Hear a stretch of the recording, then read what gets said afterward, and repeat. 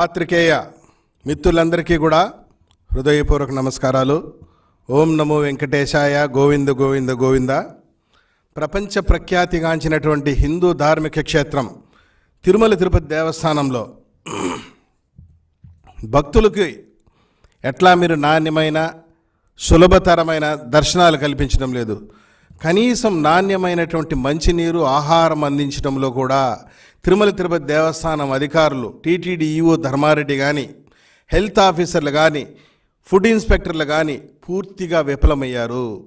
సాక్షాత్తు కేంద్ర హోంశాఖ ఆధ్వర్యంలో నియమించినటువంటి అధ్యయన కమిటీ వచ్చి తిరుమల కొండపైన అన్నిటినీ పరిసరాలని పరిశీలించి అత్యంత నాసిరకమైన అత్యంత అశుభ్రపరమైనటువంటి మంచినీరుని కోట్లాది మంది భక్తులకు అందిస్తున్నారు అని చెప్పేసి నివేదిక ఇచ్చింది అంటే తిరుమల తిరుపతి దేవస్థానం అధికారులు ఏం చేస్తున్నారు? కేంద్ర అధ్యయన కమిటీ వచ్చి ఇక్కడ పరిస్థితులను అధ్యయనం చేసి ఒక నివేదిక ఇచ్చింది అంటే మీరు మొద్దు నిద్రపోతున్నారని చెప్పేసి ఈ సందర్భంగా నేను తెలుగుదేశం పార్టీ పక్షాన టీటీడీ అధికారులను సూటిగా నిలదీస్తున్నాను. కేంద్ర అధ్యయన కమిటీ రావాలనా? ఇక్కడ మంచినీరు శుభ్రంగా లేదు, ఇక్కడ భక్తులకు ఇచ్చేటువంటి ఆహారం శుభ్రంగా లేదు, ఇక్కడ నాసిరకమైన నీళ్లు ఇస్తున్నారు, నాసిరకమైన భోజనం పెడుతున్నారు, పరిసరాలన్నీ కూడా అపరిశుభ్రంగా ఉన్నాయి అని చెప్పి కేంద్ర హోంశాఖ కమిటీ అధ్యయన కమిటీ వచ్చి చెప్పే వరకు మీరు మొద్దు నిద్రపోతున్నారా అని చెప్పి నేను సూటిగా ప్రశ్నిస్తున్నాను. దోపిడికి అడ్డు అదుపు లేదు. ఒక్కొక్క రకమైన దోపిడీ కాదు, దర్శనాల్లో దోపిడీ, రూముల్లో దోపిడీ, ప్రసాదాల్లో దోపిడీ, చివరికి పేద భక్తులు సుదూర ప్రాంతాల నుండి వచ్చేటువంటి వారి దగ్గర నుండి కూడా వాళ్ళు తినేటువంటి అన్నపానీయాలలో కూడా మీరు దోపిడీ చేస్తున్నారంటే మీకన్నా జలగల నయము, మీకన్నా బందిపోట్లు నయము అని చెప్పి ఈ సందర్భంగా నేను సూటిగా తిరుమల తిరుపతి దేవస్థానం అధికారులను సూటిగా నిలదీస్తున్నాను. ఇంత అలసత్వమా, ఇంత నిర్లక్ష్యమా? విఐపీల పైన చూపించే శ్రద్ధ సామాన్య భక్తుల పైన చూపించడం లేదు. కేంద్ర అధ్యయన బృందం వచ్చి తిరుమల తిరుపతి దేవస్థానంలో ఉన్నటువంటి జలాశయాలు, పాండవ తీర్థం కానీ, గోగర్భం కానీ, ఆకాశగంగ కానీ, కుమారధార కానీ, పసుపుధార జలాశయాలని అపరిశుభ్రంగా ఉన్నాయి, నీళ్లు రంగు మారి ఉంది అని చెప్పి వాళ్ళు వచ్చి మీకు చెప్పే వరకు మీరు దానిపైన దృష్టి పెట్టరా? ఈ నీటికి రక్షణ ఉందా అని చెప్పి వాళ్ళు సూటిగా ప్రశ్నించారు.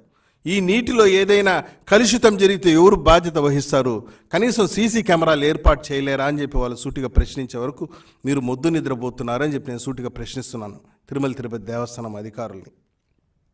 నేను ఒకటే అడుగుతున్నాను, 1968 సంవత్సరంలో నిర్మించినటువంటి వాటర్ ఫిల్టర్ హౌస్ ఇప్పటివరకు ఎందుకు ఆధునీకరించలేకపోయారని నేను టీటీడీ అధికారులు సూటిగా ప్రశ్నిస్తున్నాను. సంవత్సరానికి 4,000 కోట్ల రూపాయల బడ్జెట్తో హంగు ఆర్బాటం ఉన్న బిల్డింగ్లను పడగొట్టేది, మళ్ళీ కట్టేది, ఉన్న గుళ్ళు పడగొట్టేది, మళ్ళీ కట్టేది, లేనిపోని దుబారా ఖర్చులు చేస్తున్నారు కదా. భక్తులకి పరిశుభ్రమైన, శుచికరమైన, రుచికరమైన, నాణ్యమైనటువంటి నీళ్లు అందించడంలో ఒక 4 కోట్లు మీరు ఖర్చు పెట్టలేరా అని చెప్పి నేను తిరుమల తిరుపతి దేవస్థానం అధికారులు సూటిగా ప్రశ్నిస్తున్నాను. దోపిడీకి అడ్డు అదుపు లేకుండా పోతుంది. ప్లాస్టిక్ నిషేధం పేరుతో తిరుమల కొండపైన ఒక్క వాటర్ బాటిల్ని 60 రూపాయలకు అమ్ముతున్నారు. ఏ రోజైనా టీటీడీ అధికారులు కానీ, విజిలెన్స్ అధికారులు కానీ స్పందించిన దాఖలాలు ఉన్నాయా అని చెప్పి నేను సూటిగా ప్రశ్నిస్తున్నా.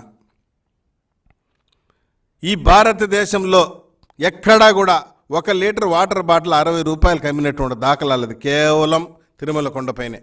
ధర్మో రక్షతి రక్షితాహ అని చెప్పి పెద్ద పెద్ద బోర్డులు వేసేస్తుంటారు, కానీ ధర్మాన్ని తిరుమల కొండపైనే మీరు రక్షించడం లేదు.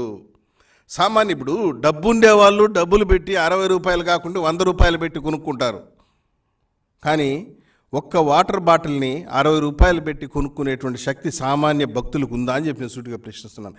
కేవలం మంచినీళ్ళే కాదు, తిరుమల కొండపైన ఉన్న హోటల్ అన్నీ కూడా దోపిడీకి నిలయాలుగా మారిపోతూ ఉంటే టీటీడీ ఎగ్జిక్యూటివ్ ఆఫీసర్ ధర్మారెడ్డి గారు కానివ్వండి, హెల్త్ ఆఫీసర్ కానీ, కింద ఉన్నటువంటి ఫుడ్ ఇన్స్పెక్టర్లు కానీ ఏ రోజైనా మీరు పోయి ఎన్ని హోటల్స్ని తనిఖీ చేసినటువంటి దాఖలాలు ఉన్నాయి? నేను అడుగుతున్నా, మీరు ఎన్ని హోటల్స్ని తనిఖీ చేశారు, ఎన్ని హోటల్స్ నుండి ఫుడ్ శాంపిల్స్ కలెక్ట్ చేశారు, ఎన్నిటిని ల్యాబ్కు పంపించారు, ల్యాబ్ నుండి ఎన్ని రిపోర్ట్లు తెప్పించుకున్నారు, వీటి నాణ్యతా ప్రమాణాలపైన ఎన్నిసార్లు మీరు నివేదికలు పరిశీలించి ఏం చర్యలు తీసుకున్నారని చెప్పి సూటిగా ప్రశ్నిస్తున్నా. గుణపాఠాలు నేర్చుకుని ఇటువంటి తప్పులు దొరకకుండా చూడాలని సందర్భంగా మేము తెలుగుదేశం పార్టీ పక్షాన ధర్మారెడ్డి గారికి విజ్ఞప్తి చేస్తున్నాం. ఎందుకంటే మీకు ఇంకా ఒక 2 సంవత్సరాల ఎక్స్టెన్షన్ ఇచ్చింది కదా, మీకు మించినటువంటి అధికారి భారతదేశంలో ఎక్కడా లేదని చెప్పేసి ఇంకా రెండు నెలలు ఎక్స్టెన్షన్ ఇచ్చింది కదా. నేను ఒకటే చెప్తున్నాను, రేపు 4వ తేదీ మా నాయకుడు ముఖ్యమంత్రి అవుతున్నాడు నారా చంద్రబాబు నాయుడు గారు. మీరు చేసినటువంటి అక్రమాలు, మీరు చేసినటువంటి దోపిడీలు, మీరు చేసిన దందాలు, మీరు చేసినటువంటి డెకాయిటిజం ఒక రకంగా చెప్పాలంటే, వీటన్నిటిపైన కూడా మేము పూర్తి స్థాయి విచారణ జరిపించి మీరు చేసిన దోపిడీ అన్నిటిని కూడా వసూలు చేసి ఉండిలో వేసి కానీ మిమ్మల్ని అక్కడి నుండి రిలీవ్ చేయమనే విషయాన్ని ఈ సందర్భం గుర్తుపెట్టుకోవాలని చెప్పి తెలియజేసుకుంటూ, మీ అక్రమాలన్నింటినీ ఆ గోవిందుడు చూస్తున్నాడని చెప్పి ఈ సందర్భంగా మరొక్క మారు విజ్ఞప్తి చేసుకుంటూ సెలవు తీసుకున్నాను.